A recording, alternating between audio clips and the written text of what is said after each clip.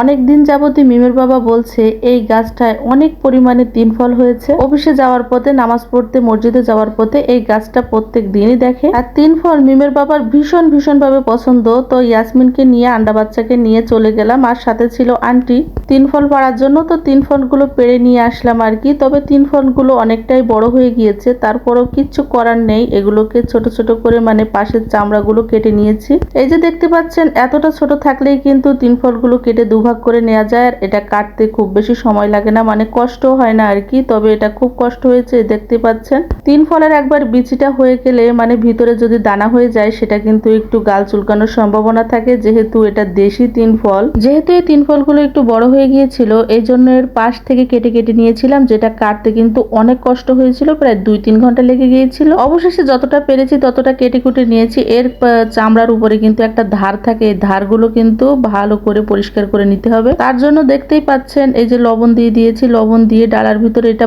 ভালো করে ডলে ডলে ধুয়ে নেব। তারপরে এর উপরে যে খোসাটা আছে, খোসাটার উপরে একদম মানে সমান হয়ে যাবে, এর ধারগুলো আর থাকবে না, ততক্ষণ পর্যন্ত কিন্তু এটা ডলতে হবে। এটা কাটাকুটি করতে যেমন কষ্ট, খেতে কিন্তু তেমন অসাধারণ স্বাদ হয় আর কি। এই তিন ফল মানে এই ডুমুরটা মিমের বাবার ভীষণ ভীষণ ভাবে পছন্দ, এই জন্য এত কষ্ট করে হলেও আমি এটা সুন্দর করে কেটে কুটে নিয়েছি। চেষ্টা করি বছরে 2-1 বার এই তিন ফলগুলো রান্না করে মিমের বাবাকে খাওয়ানোর জন্য। তো এটা আমি বাগদা চিংড়ি মাছ দিয়ে, তারপরে সাথে কিন্তু আলু কুচি করে দিয়েছি, যেহেতু একটু অল্প হয়েছিল। তো এই ডুমুর আমি রান্না করব নারকেলের দুধ দিয়ে আর কি, আর এই বাগদা চিংড়ি মাছ দিয়ে। তো এটা যে কত পরিমাণে স্বাদ হয়, যারা এই ডুমুর রান্না করে থাকে, বিশেষ করে আমাদের যশোর সাতক্ষীরার মানুষ, তারা কিন্তু আমরা জানি। সিলেট মৌলভীবাজারের মানুষ কিন্তু তিন ফল রান্না করে খায় না, অনেকেই খায়, তবে সেটা মানে লবণ মরিচ দিয়ে আর কি, যেরকম আমরা বড়ই খাই ঠিক সেরকম রান্না করে যে খেতে হয় অনেকে জানেই না। তো আমাদের কাছে শুনতে ছিল যে আমরা কি করব। তো আসলে কি করব এটা বলতে গেলে তো অনেক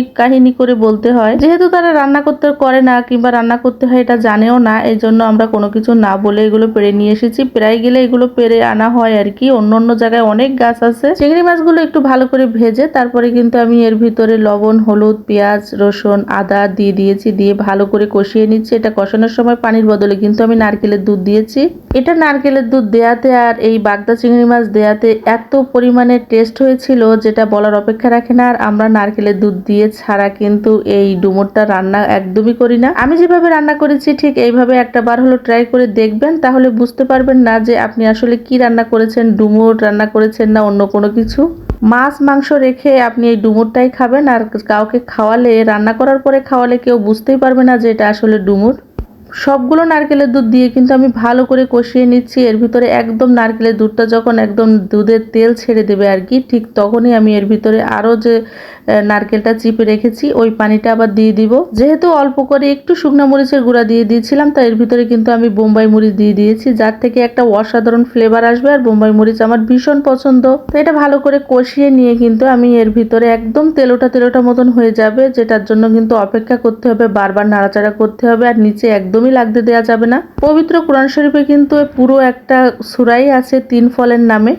এই তিন ফল যে কতটা উপকারী, আসলে কাঁচা খেলেও খুব উপকার, রান্না করে খেলেও উপকার, শুকিয়ে তারপরে এর ভিজিয়ে পানি খেলেও ভীষণ উপকার।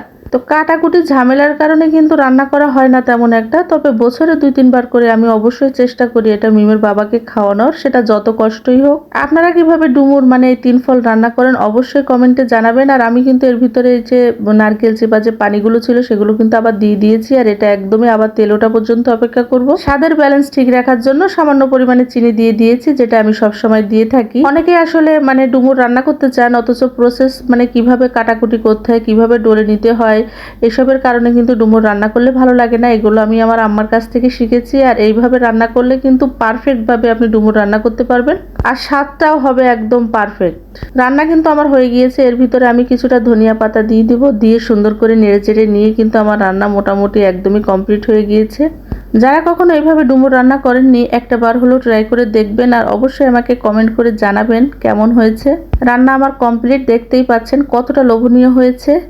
ভিডিওটির কোথাও কোনো অংশ ভালো লাগলে লাইক, কমেন্ট, শেয়ার করে আমার পেজের পাশে থাকবেন। আজকে এই পর্যন্তই। ভালো থাকবেন, সুস্থ থাকবেন সবাই। আল্লাহ হাফেজ। আসসালামু আলাইকুম সবাইকে।